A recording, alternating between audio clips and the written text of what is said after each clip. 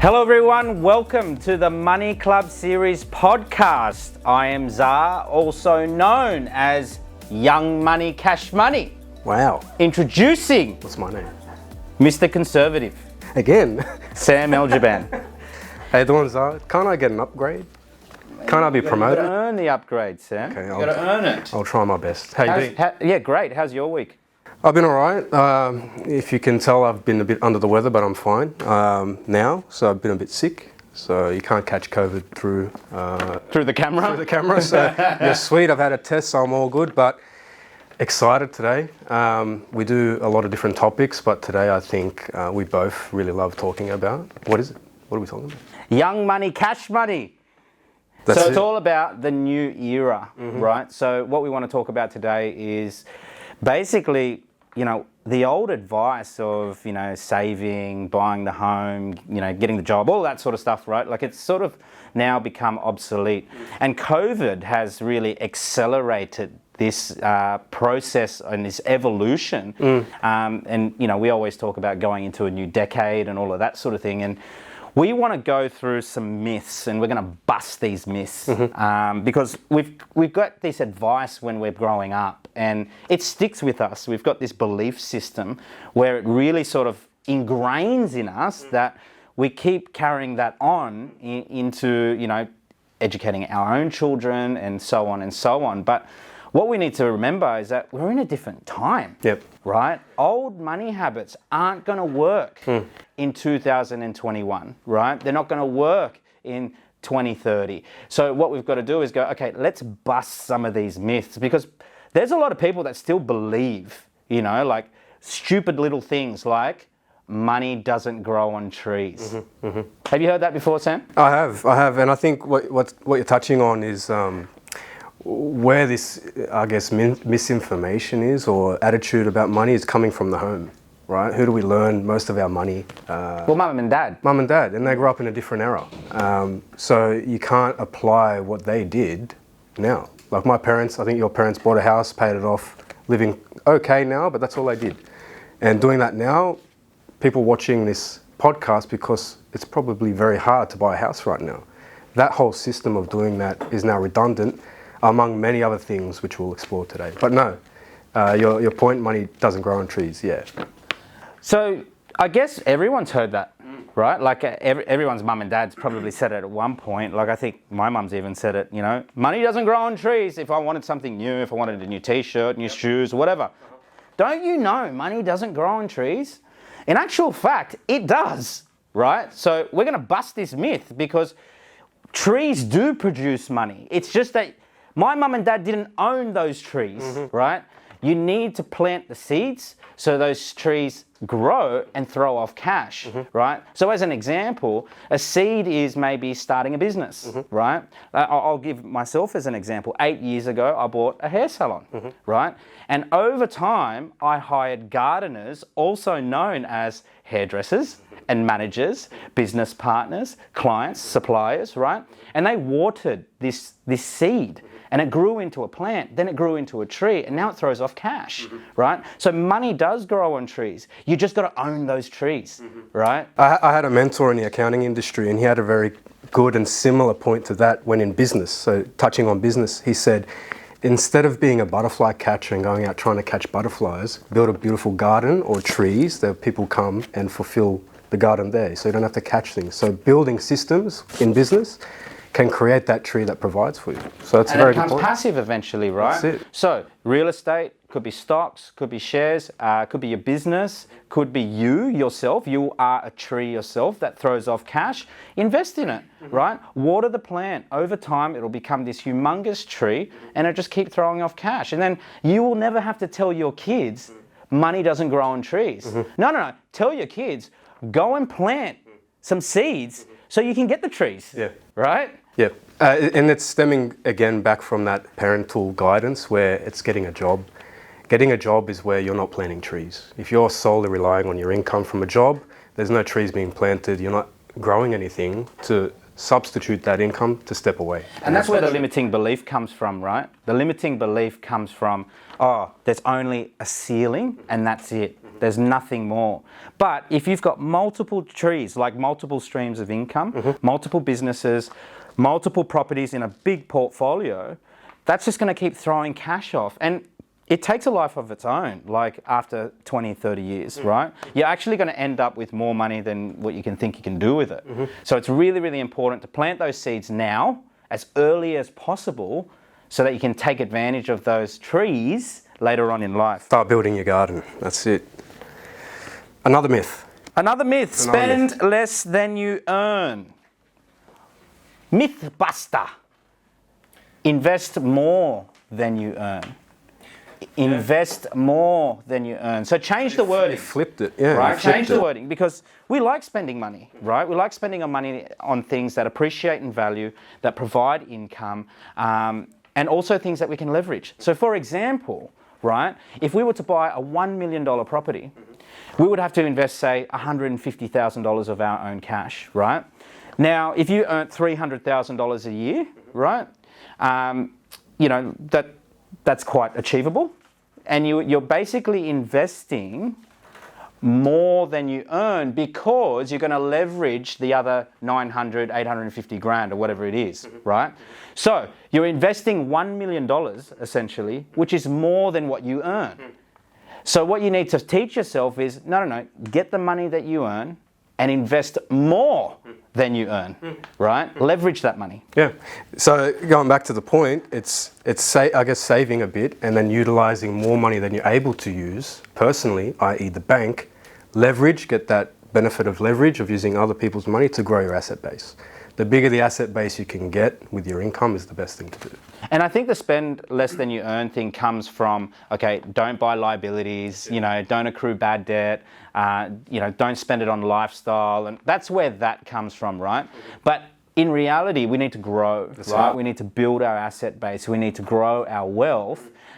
We actually need to invest more than we earn, right? Like we encourage people to invest in assets that are like 5 or 6 times their income. Correct? Yeah. Right? So you're actually investing more than you earn, right? So you've got to flip it, change the wording, and get into the right mindset. Think big. Another thing to think about is wages have always been slow. We've heard it on the news, slow in rising. So it's always going to be a multiple you need to apply to your wage in terms of investing. And it's only going to keep going up as asset prices increase further than wages. So you're always going to have to invest more than you earn anyway. Well, wages haven't gone up for a very long time, right, Sam? Yeah, that's what they're saying in studies. Economists and other commentators are saying that more or less, yeah, wages have been stagnant compared to the other costs rising in the economy. So really your purchasing power of your dollar is going down, inflation, right? So wages not going up is just eating away at your potential to invest or live a better lifestyle. So it's best to convert that money into something non-cash as fast as you can, for that to be working harder for you. So everybody should be doing this. It's really funny, right? Like everyone says, oh, Zah, you're a property guy. Of course, you're going to tell people to leverage their money and buy more assets, right? But it's actually the truth. Whether you buy property or something else, you got to leverage your income. You've got to invest more than what you earn, because if let's say you earn 100 grand a year, right? And, you know, obviously after you pay tax and, you know, you pay your bills and all of that sort of thing, and you're left with, say, I don't know, 50 grand, right? That 50 grand is not going to do much if you only solely invest that 50 grand. You need to turn that 50 grand into 500 and then go and invest 500. It's 5 times your actual gross income, but that's what's going to get you ahead. It's the only way, right? You're getting amplified growth. Just quickly before we move on to another topic, I just want to go back into a bit of history about money and what it was actually designed for, because this will help people understand why you don't want to hold it and why you want to use it, right? Going back, why money was created was to reflect an excess in production, right? It's going to get a bit complicated, but it's good to know. And there's a book about it, which I can refer to on one of the links or something, called Talking to My Daughter About the Economy, or About Capitalism, by a guy called Yanis Varoufakis. He was a Greek Aussie finance minister. Very good book. Anyway, the reason money was created was agriculture. At the start of agriculture, there was an excess in production and they had to record this excess. So if you had a lot of grain right? How long ago was this, Sam? This is thousands of years ago. Okay. Right, so in the most basic form of money was shells with a number on it showing how much excess grain you had in a silo. And then you could say this is mine for trade, and you could So trade originally it was backed by grain. yeah, and other commodities from agriculture. So after we were finished self-sustenance and just eating and living day to day, and we had an excess, we had to record this excess in the form of a money, which is a shell, right? Back then. What people did with that shell was then use that to invest or trade and to grow and diversify their type of holdings. So the whole point of money was to reflect an excess and then to use that, not to hold it. You're supposed to use that and trade it. So money is a transactional thing. It's used to transact, not to hold. So whenever you have some money, you're supposed to use it. And let's just go on from being backed by grain, and then it was being backed by gold, right, up until 1971, where it got taken off the gold standard. And then ever since 1971, the US dollar just devalued over time. Like you can actually see this on these graphs, right? Yeah. And that's still happening today. You know, like that is just that excess money printing, that money supply that's going into the system is devaluing our money, which we are still earning the same amount if you're on wages, right? Yeah. So you do need to invest. You have to, right? That's it. It's probably more important now than it was 10, 20 years ago, right? Because the value has diminished even more. Money has no value. Kiyosaki says it. He says, if the banks keep printing money, why would I hold it? It has no value. He says it a lot in some of his talks. It can be manipulated. And it's manipulated too. That's right. So cash isn't a good form of value. You want real assets that provide income, that appreciate in value. Correct. Now, the next myth is actually, which sort of just covered it, saving money will achieve financial freedom.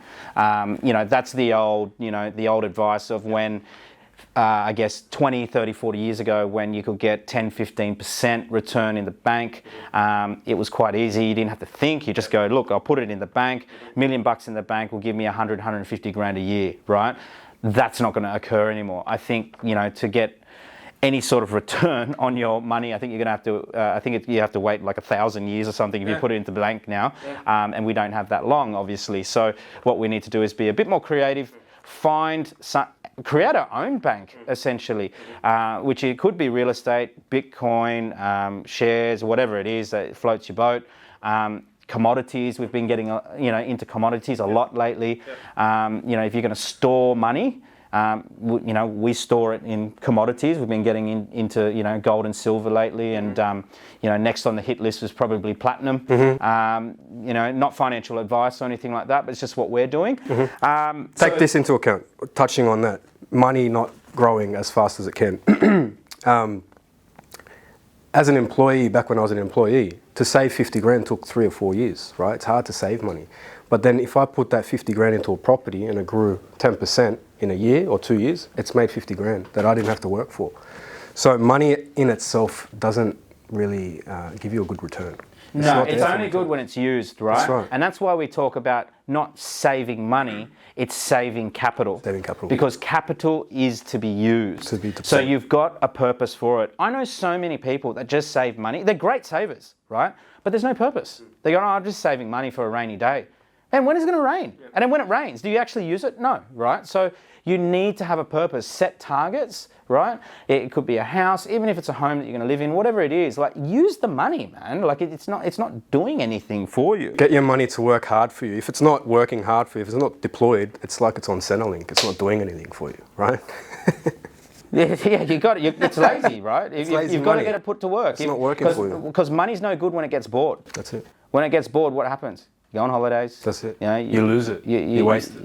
You buy shit that you don't need, right? And then you regret it. And then you've got to go out and earn more Make more money, stress out. So another myth, buy a home and pay it off in 30 years, which is quite a common thing that people do. It's a default sort of thought. Yeah, because, my parents did it, your parents did it.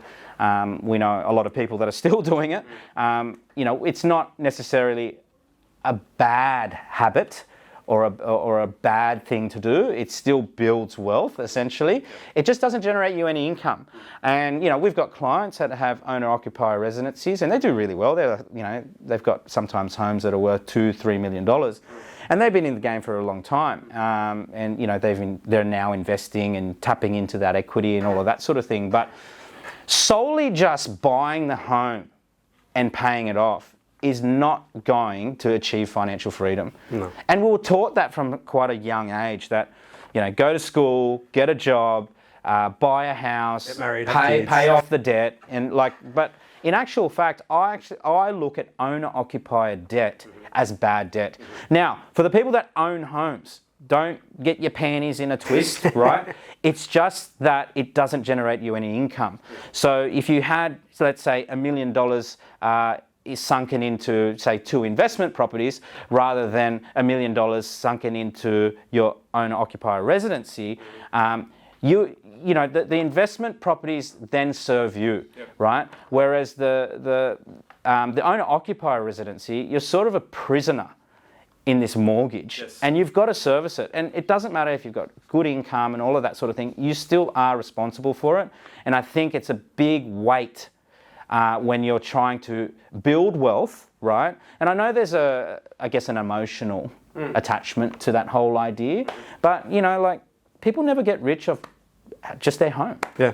The word mortgage means death pledge. So what that's sort of in reference to getting a mortgage to pay it off over time, you're pretty much paying it till you die. You're not going to enjoy anything apart from that.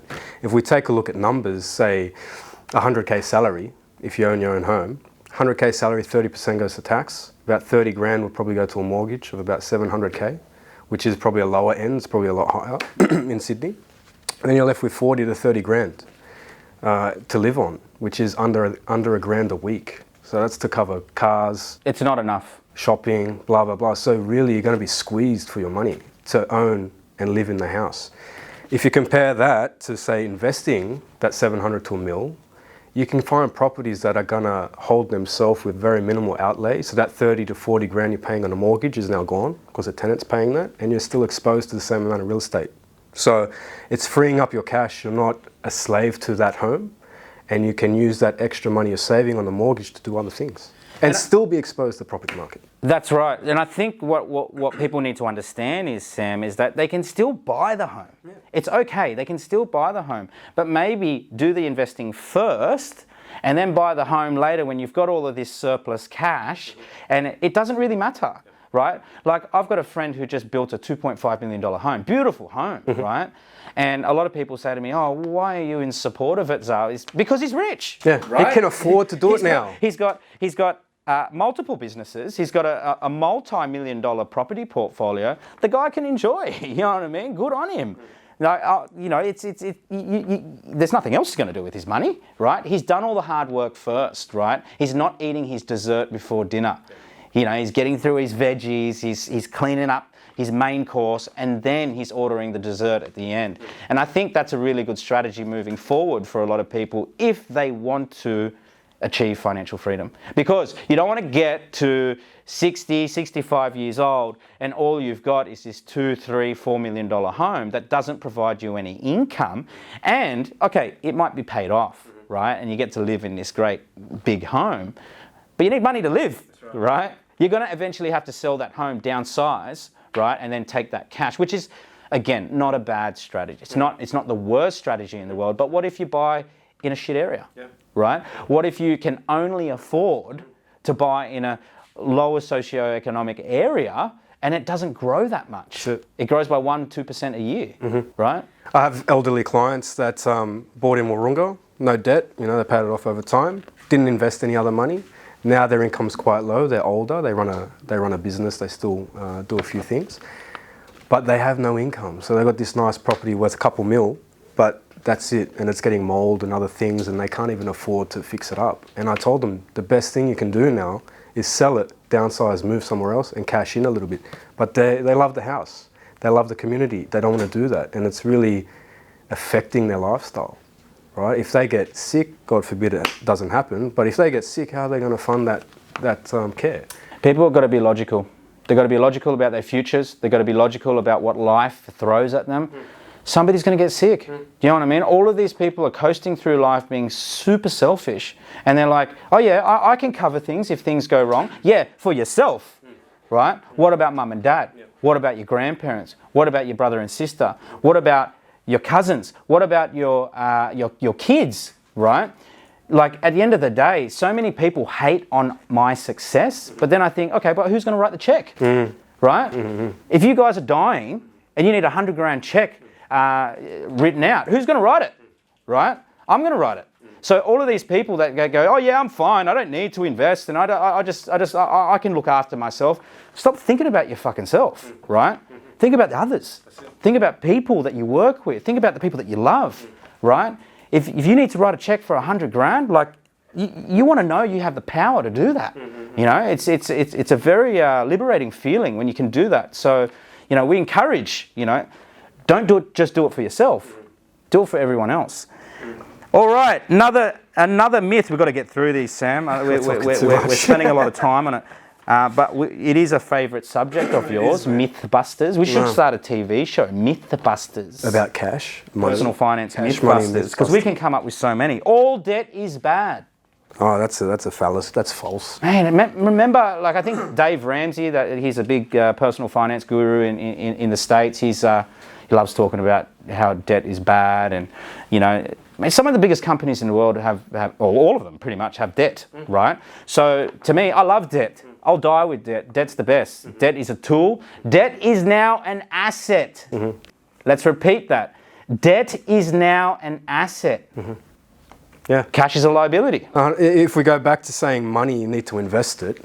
If we only have 30 grand, why wouldn't we get someone else's money, 300, and invest that whole thing? So it's just using someone else's cash, the banks, to then invest at a higher amount. How cheap is it at the moment, Sam? Too cheap. Too cheap. Compared to when mum and dad did it. Yeah. How cheap? I don't even know the percentages, but it'll be 10 plus back then. Mate, it's crazy, right? Like, it's free money now. So, we're talking about productive debt, right? We're not talking about debt on cars or debt on a credit card debt, consumer debt. We're talking about productive debt, not even debt on your home. We're talking about productive debt for investing. What is productive debt? Can you give some examples? Anything that generates income and appreciates in value over time. So a real asset, right? So, such as an investment property. You know, that type of debt is just, even like, I read an article the other day. Some of the biggest celebrities in the world still use mortgages. You know why? Because the bank's money is only, like, let's say 2%. They can get a bigger return on their cash somewhere else. So they'll even use mortgages. Like, whether their repayments are like 50 grand a week, or there's a different story, right? Whatever it is, but they still use the bank's money. So our advice to people is that productive debt is now an asset, right? It used to be considered a liability. Mum and dad used to say, okay, if you got debt, start paying it down. Get the principal and interest option only, because smash it down. You need to get rid of this debt. Now, man, just give me interest only. I'll pay a higher interest rate. It's fine. I'll manage that debt. You know, for me, I don't have these net worth goals. I have actual productive debt goals. I want my productive debt to be like 10, 20, 30 million, because I know I can manage it, right? So debt now is an asset. Go out and get as much debt as you can. Productive debt. Do it responsibly, because you can get it wrong and fuck it up. So, you know, it is very important that you get the right guidance, the right advice. You speak to your accountant and your financial team before going out and doing it. But this is the new era. We need to adapt and change and evolve. Debt's an amplifier. I've talked about this before, so you have to be careful with it. And I think another productive, in addition to property, we had a client come in the other day, deliberating between investing in property or boosting his business, buying another asset that could make his business more productive, make more money. He wasn't in a position to buy the property, so we told him it's okay to get debt for this new asset. It's going to cost quite a bit of money, but his business will then throw off more money. So depending where you're at, property could be the thing, or buying or investing into your business could be another thing, using debt, because you're going to get a return on that. That new asset's going to give you more profit down the track. It will be a good move. Another thing about interest-only loans. I had a client, so why you want to have an interest-only loan is to hold as much assets as you can for little outlay, right? Cash flow thing. I had a client that he's got one property, and he's got the investment property, but he has the old school mentality to pay it down. he's paying down the investment debt. And I said, what are you doing that for? He said he doesn't want debt. I'm like, well, why'd you invest in this property for? He goes, he wants to be in the property market. And I'm like, now you've got a tax payable. He's been paying down this investment debt, the deductible debt. He's getting a tax payable now, and he's blaming me. And I'm like, hang on, you're supposed to maintain that level of debt, interest only if it's an investment. Allow your money to go be used elsewhere, build up more cash to invest further. But he's paying down deductible debt, which in an investment's eyes isn't the most effective use of money. You're only saving the 2%. Isn't that interesting that he's blaming you? Yeah. What a fucking dickhead, right? Because, and I hope he's listening to this podcast, because the responsibility is on him to get educated. He doesn't understand. He needs to understand. It's his money, right? You can't get these tax bills and start pointing the finger at different people. You need to get educated. That's right. You need to understand your numbers. You need to know why you're doing things. And this is why a team is really, really important. And it's really solely up to you. Yep. You really need to understand why you're getting into debt and what you can do with it. Because so many people have this notion that I've got to pay it down. But what they don't understand is that once they pay it down, right, you're giving the money to the bank, right? Like, if you don't have to give the money to the bank, don't. You control as much money as possible. And you're right, you know, the tax breaks on having so much debt are amazing. It's why people like Donald Trump and Kiyosaki and all of those guys don't pay any tax, because they have enormous amounts of debt. They're funding their ventures with debt, a lot of debt, yeah. Next myth, cash is king. Remember back in the day, cash is king. Everyone used to say cash is king. Yeah. Cash is now shit. Yeah. Cash flow is king now. Well, cash flow is king, Cash right? isn't. But cash, cold hard cash, is actually not king. And it's funny, right? Because like paper cash at the moment is becoming worthless. I went to, I think it was Subway yesterday to get lunch, and they don't take cash. Subway don't take cash? They don't take cash. They had a sign saying we don't take cash, EFTPOS only, or credit card. Is that even legal? I don't even know if that, because it's cash is legal tender. I think it said please refrain from using cash. So you can force the issue. You can force it, but obviously you're going to feel like an idiot because they've got this massive sign saying don't use cash. So if you don't have a bank account? Well, what if you're homeless? Sorry. What if you're homeless and only get change and you can't eat? That's why we're busting this myth. Okay. Right? Sorry, mate. Because cash is no longer king. Right? It's no longer accepted. I went for my to buy a gift for my wife the other day at Chanel, and they didn't accept cash. Yep. They didn't accept cash, and I was like, oh, okay. I actually didn't have my wallet on me. I only had cash in my pocket. Yeah. So, you know, like it was very uncomfortable, but cash is no longer king. They just said, no, sorry, we don't do it. So, you know, old myth that, you know, hoarding cash under the mattress, you know, it's not really going to do anything for you anymore. My first economics teacher, he told me, because when were we getting educated? Back in 2000s, right? Early days.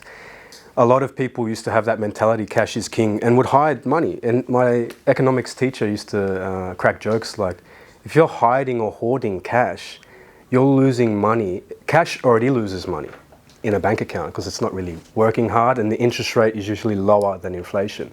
But if you have cash, physical cash, it's not even in the system getting interest to try and combat inflation. So he said, if you have any people in your life that are hoarding cash, tell them at least put it in the bank because you're losing more money. Yeah, so it's actually becoming worthless. Yeah. We need to do something with it if you've got it, right? Mm-hmm. Okay, so another myth. Rent money is dead money. And I think we sort of covered this a little bit, but let's go into the whole rent vesting thing. I think you know, there's always different thoughts and what people want to do. Rent vesting, I think, is very good because it allows you to live where you want to live at a lower cost than it is to buy. So you can say, live in Bondi, live in North Sydney without a $1 million mortgage, and you're paying you know, next to nothing in rent depending where you live. And it allows you to put your money into a better area as an investment, because where you live and where you put your money to invest are not going to be the same places. Some people actually freak out when they realise that I still rent. right? And they go, oh, wow, you're the property guy and you still rent? And I was like, you know what? I don't even know when I will buy and own, occupy a residency, because I love the flexibility. Yep. I love the freedom to move around and be quite agile and just drop everything if I have to. And I love the serviceability about it as well. Like the banks actually love it because, you know, they don't really look at it as something that's tying me down for 30 years. It's a 12-month lease, and you know, like it's a fraction of our income. If I was to go and say buy the apartment that I live in now, the mortgage would really tie me down, and it will restrict me from doing my developments and investing further. So the serviceability, it allows me to be exposed to even more real estate, right? So I'm still in the game. And I'm probably in better markets than where I live now, because I wouldn't even buy as an investment the apartment that I live in, because it's highly oversupplied in that area. Doesn't meet, you know, I guess our Luxland fundamentals. So you're not putting your money there. Yeah, that's why. And so rent money isn't dead money for me. It's actually allowing me to, you know, go further ahead. It's just, you know, flipping that mindset and getting used to that. Okay, I'm paying money, but I'm getting value from it. Don't think that you're not getting any value for it. You got a roof over your head. That's it. No, 100%. So, where you live and where you'd invest money is going to be different places. So, don't think it's a negative.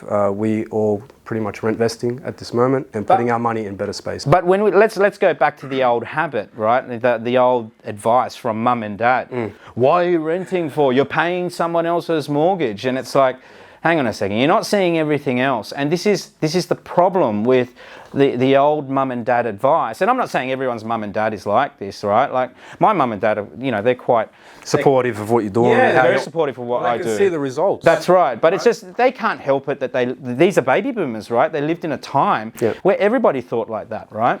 So, you know, I know a lot of our clients, their parents say the same thing. Why are you still renting? Why wouldn't you buy your own and pay your own rent to yourself? And it's like, well, you're only looking 2 steps ahead of you, not 10 steps. Correct. Right? So think long term. How is this going to affect you? Think about what the baby boomers did that didn't work, right?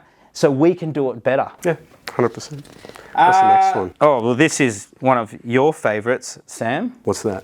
The next myth. What's that? Be extremely frugal. We do talk about it a lot, but it's necessary. It's necessary. If you didn't live within your means and save a little bit of money, could you invest that money? You wouldn't have the money to invest. But I'm going to bust that myth. Okay. I'm going to bust it. I'll bust it. We all hate tight asses.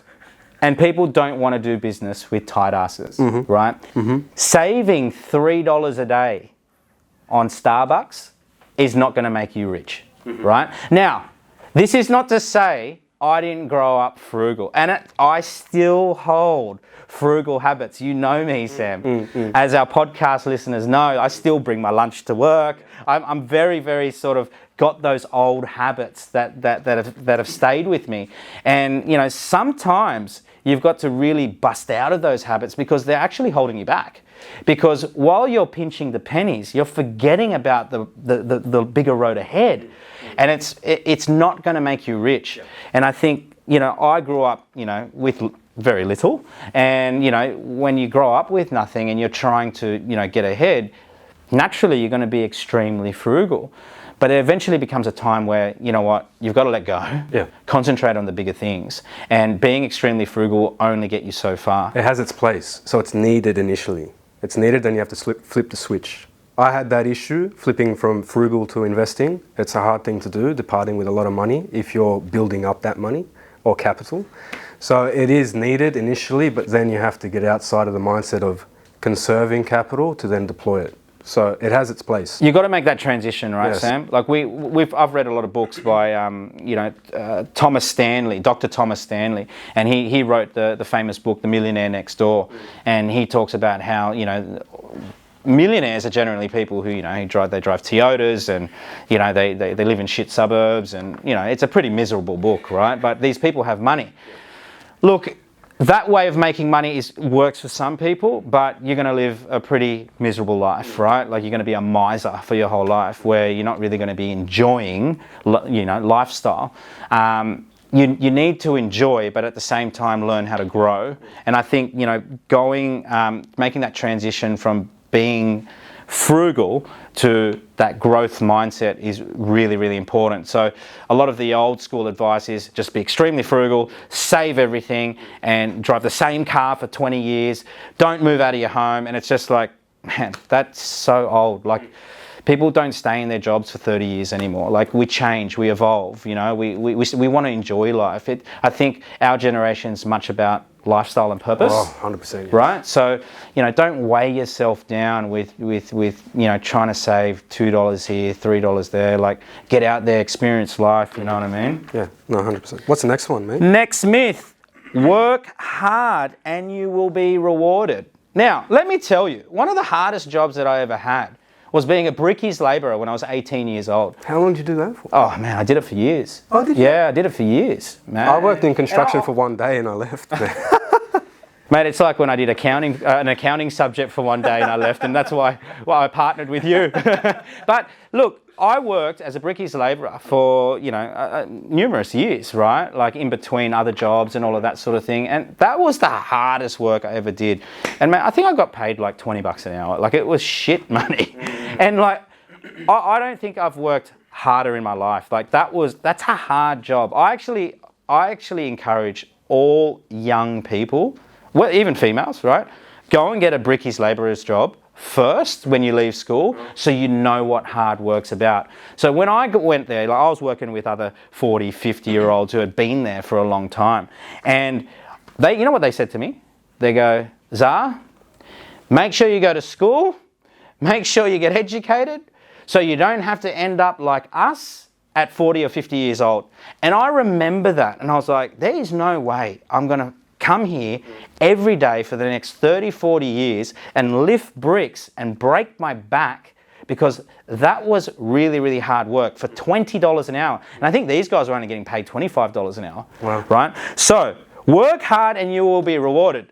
I tell you what, I wasn't rewarded at that job. That's redundant now. It's become redundant. It's all about working smarter. Would you agree now? I had a conversation with a hairdresser just the other day, cutting my hair, and he said he went from working hard as an employee to setting up his own shop. He still works like he's an employee, but he has staff.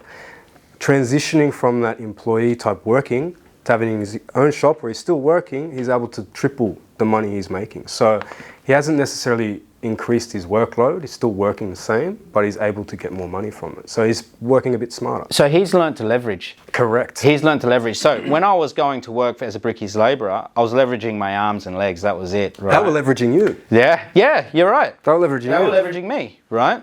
But if we're talking about yourself, right, you only can do so much, right? And that's physical labour. So if you can set up systems and processes where you can sort of leverage of other people's time, other people's money, other people's expertise, and you know, we've talked about it in the past about leverage. That's where you start working smarter, and you know what? You'll be rewarded more. Like I've made so much more money now working smarter, not even lifting a finger, right, than when I was 18 and I was a brickies labourer. So it's really important to become educated, build those relationships, start, you know, knowing the skill of leverage, and get out there and start scaling, right? 100%. 100%. Another myth, work to own as much as you can. Own everything. Mm-hmm. Sort of, this one's a tricky one, right? Because a lot of people don't really understand it.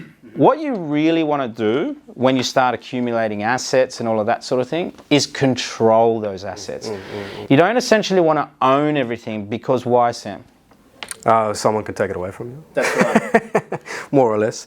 But it also is, so controlling it, so just say if we take another aspect of that ownership. Ownership means probably owning outright, not having debt, right? So if you want to own it, you have to pay so much money towards it to own it, where I'd rather let the bank still have the title or have a mortgage on it and not own it, because I can still control it. It's still under my ownership as such, and I get the benefit of it, but I haven't paid it down. But that other point, the legal point, owning stuff in your own name and things, you can come into some issues down the track, depending what you're doing in life and who you're with. that can put that at risk. So as an example, you own a business, someone walks into your business and trips over themselves and then decides to sue you, right? And they find out that you own all of these assets in your own name and all of that sort of thing. They're going to chase you. They can chase you, right? They're going to chase you. They can get something from you. So the bigger you grow, the more money you're making, that becomes very important. So down the track or midway through your journey in creating wealth, you're going to be looking at that kind of thing. A lot of clients inquire about it because it's becoming an issue. Yeah. Especially if you're in business. You have a lot more capacity to be targeted because you're dealing with the public more than an employee job, and you generally would have more money. So you're an easier target. So looking at asset protection type stuff is very important along your journey. And we can do that at the Money Club. Oh, 100%. So people, you guys are a little bit worried about that sort of stuff, come and see us. We can help, structure that for you, trusts and, different entities and all of that sort of thing. But let's simplify. Let's go back to the bank controls, right? So the bank has the mortgage on the property, say 80%. You've got 20% equity in there, but essentially you're controlling it, right? The bank actually owns it, but you control that asset. You can decide when to sell it. You can decide, what tenant you want to put in there, how much rent you want to charge, all of that sort of stuff. So control everything, but own nothing. 100%. Okay, we got to go through these very fast. Myth number 9: negotiate on price only. Really, that should have said negotiate on price only. Yeah. Redundant. It's gone. It's gone. It's also, I find it, I don't really like it when people negotiate on price. If they're happy to negotiate on other things, there's a value in what we do and what people provide to people, and I think it shouldn't be degraded in price, but we can add other things to that in terms of service. So I think negotiating on price used to be a thing, maybe with cash, people paying a lot of cash for things to get the discount, but to minimize taxes, but it's no longer a sort of...